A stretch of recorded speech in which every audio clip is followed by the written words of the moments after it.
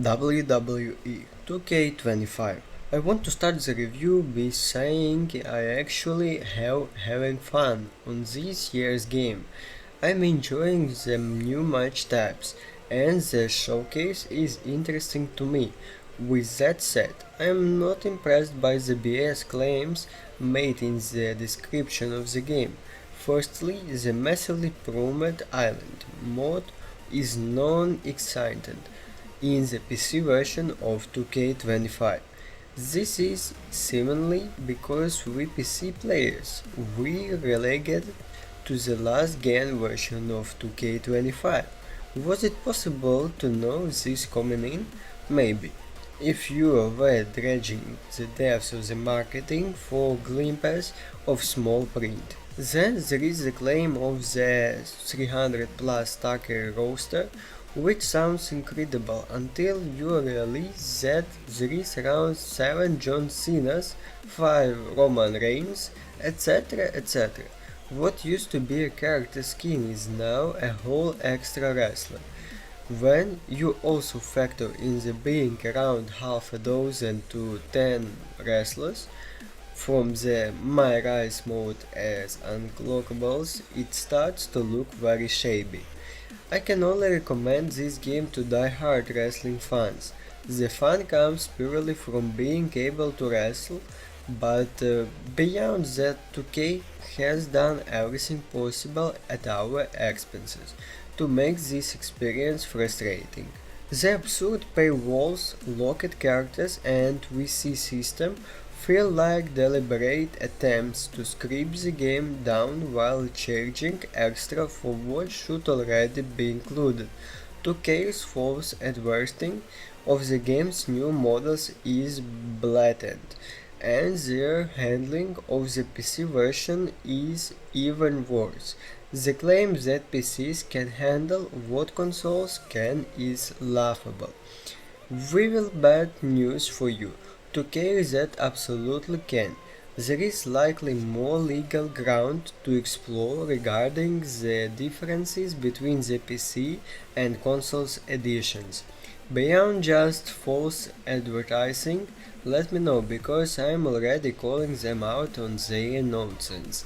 As for the game itself, this is probably the last 2K title I will ever buy after getting my money's worth. I do like some of the new gameplay mechanics and additions from 23, but so much more could have been done, especially is polishing the models and fixing the bugs. Instead of dedicating time to improve the game, they focused on features designed to frustrate players just enough to tolerate but not enough to walk away. If they had insisted on making a better game instead of crash grab, this review would be different. My Rise is a disaster.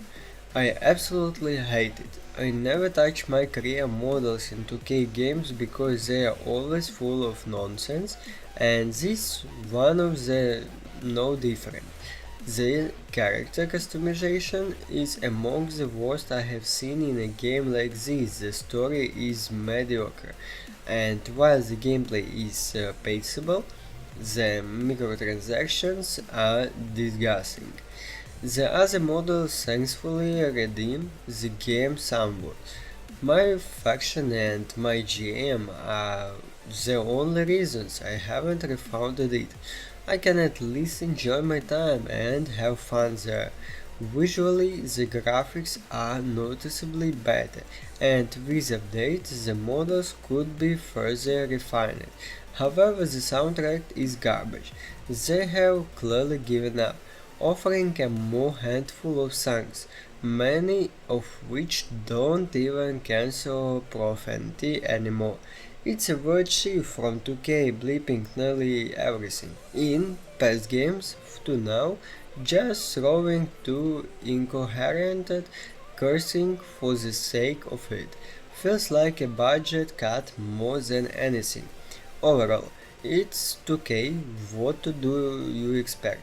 In a few months, like every other entry, this game will be worth $12. They have already mapped out the game entire lifespan. So don't expect meaningfully updates or added features.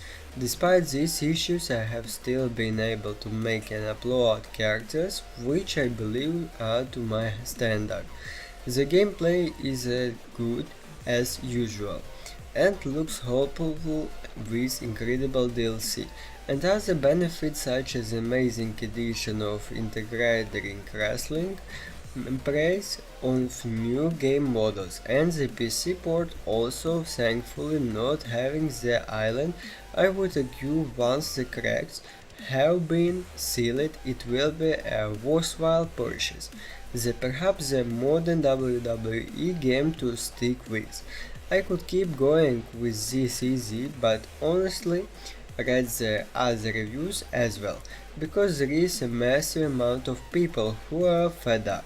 This type of predatory and insidious marketing and in-game robbery has to end. Vote with your wallet, support indie devs who are making amazing games and charging less than 10% of the price of these.